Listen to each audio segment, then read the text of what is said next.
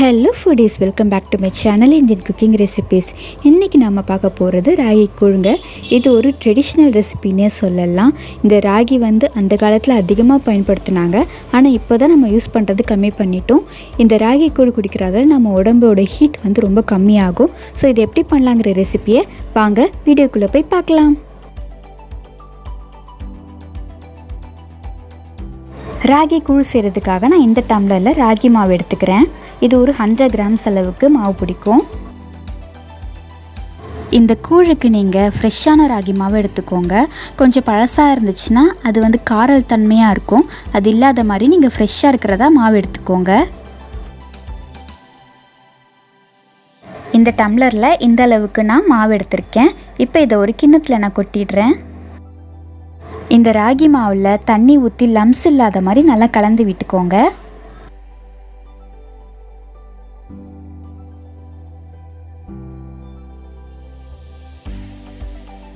மாவு இந்த பதத்தில் இருக்கணும். பாருங்கள், இந்த ராகி மாவை மூடி வச்சு ஒரு 5 to 6 hours நல்லா ஊறட்டும். ஊறினதுக்கப்புறம் நம்ம பார்ப்போம். ராகி மாவு தண்ணியில் 6 மணி நேரம் ஊறி இருக்குது. பாருங்கள் எப்படி இருக்குன்ட்டு. இது இருக்கட்டும், நம்ம நெக்ஸ்ட் ஸ்டெப் பார்த்துடலாம்.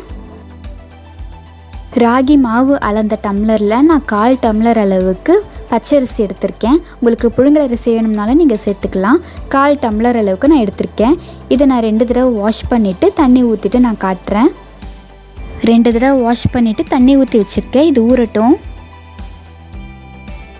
ராகி கூழ் செய்கிறதுக்காக நான் இங்கே ஒரு பாத்திரத்தில் தண்ணி வச்சுருக்கேன் 1 லிட்டர் அளவுக்கு. இது நல்லா கொதிக்கட்டும். தண்ணி நல்லா கொதிச்சிட்ருக்கு. இந்த மாதிரி நல்லா கொதிக்கணும் தண்ணி. இப்போ நம்ம ஊற வச்சுருந்த அரிசியை தண்ணி வடிகட்டிட்டு இதில் சேர்த்துடலாம்.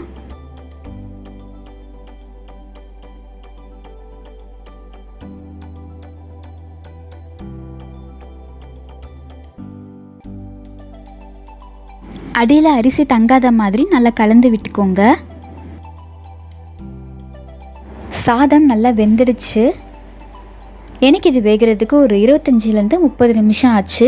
இது எந்த அளவுக்கு வெந்திருக்கணும்னு பார்த்தீங்கன்னா, இந்த சாதத்தை நம்ம அழுத்தும் போது அது இந்த மாதிரி மாவு மாதிரி வரணும். இது வெந்துடுச்சு. நம்ம ஊற வச்சுருந்த அந்த ராகி மாவை நல்லா கலந்துட்டு தண்ணியோடு இந்த சாதத்தில் சேர்த்துடலாம்.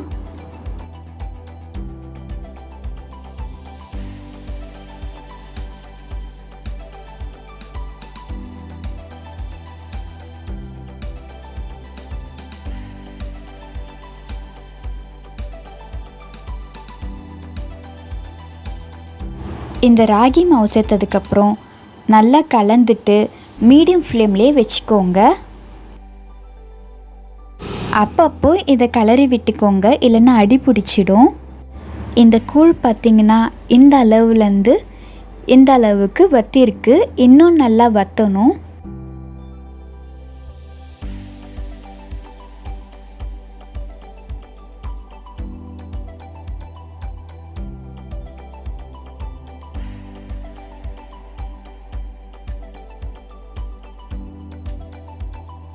ராகி மாவு சேர்த்ததுக்கப்புறம் 20 நிமிஷமாக கொதிச்சிட்ருக்கு. எந்த அளவுக்கு இந்த கூழ் வத்தி இருக்குன்னு பாருங்கள். இது வெந்துடுச்சான்னு நம்ம பார்க்குறதுக்கு ஒரு டம்ளரில் தண்ணி எடுத்துக்கிறேன். அந்த தண்ணியில் நம்ம விரலை நனைச்சிட்டு உடனே இந்த ராகி கூழை தொட்டு பார்த்தா நம்ம கையில் ஒட்டாமல் இருக்கணும். ஒட்டாமல் இருந்துச்சுன்னா வெந்துடுச்சுன்னு அர்த்தம். இப்போ பாருங்கள், கையில் கொஞ்சம் ஒட்டுது. இன்னும் கொஞ்சம் வேகணும். இன்னும் ஒரு 3 நிமிஷம் கொதிச்சா நல்லா ஒட்டாமல் வந்துடும். இந்த கூழ் செய்யும்போது எப்போவுமே அடியிலேருந்து கலருங்க, இல்லைன்னா அடி பிடிச்சிடும்.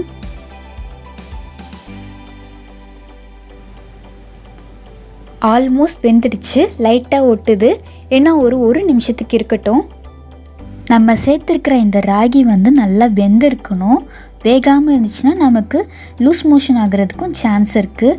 ஸோ இது நல்லா வெந்ததுக்கப்புறம் நீங்கள் ஆஃப் பண்ணுங்கள்.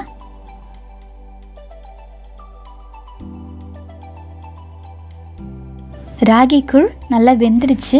1க்கு 2 தடவை நல்லா தொட்டு பார்த்துக்கோங்க ஒட்டுதான்ட்டு.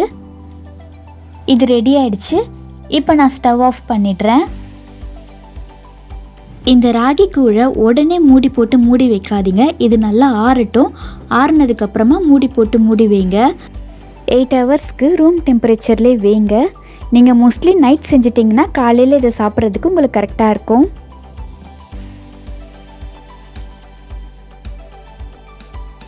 எயிட் ஹவர்ஸ் கழித்து பார்த்தீங்கன்னா இந்த ராகி கூழ் இப்படி தான் இருக்கும். நல்ல ஒரு ஜெல்லி மாதிரி இருக்கும். அதுலேருந்து கொஞ்சம் நான் இந்த கிண்ணத்தில் போட்டிருக்கேன். இப்போதைக்கு குடிக்கிறதுக்கு நீங்கள் தேவையான அளவு எடுத்துகிட்டு மீதியை ஃப்ரிட்ஜில் வச்சுடுங்க.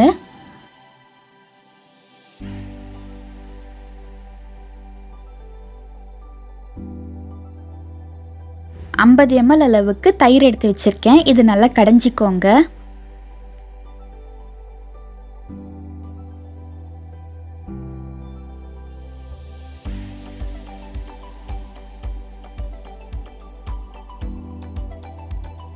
கூழுக்கு தேவையான உப்பு இந்த தயிரில் சேர்த்துடுறேன்.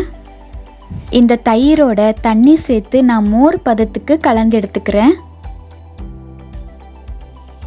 இந்த கூழில் தயிர் சேர்க்குறதுக்கு பதிலாக மோர் செஞ்சு சேர்த்திங்கன்னா இந்த கூழ் திரி திரியாக தெரியாமல் நல்ல ஒரு கன்சிஸ்டன்சியில் வரும்.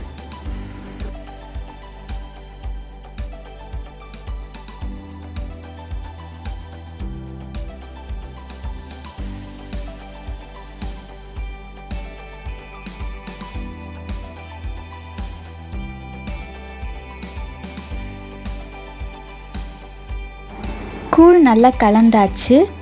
இதில் நம்ம பொடிசாக நறுக்கி வச்சுருக்கிற இந்த வெங்காயத்தை சேர்த்துடலாம்.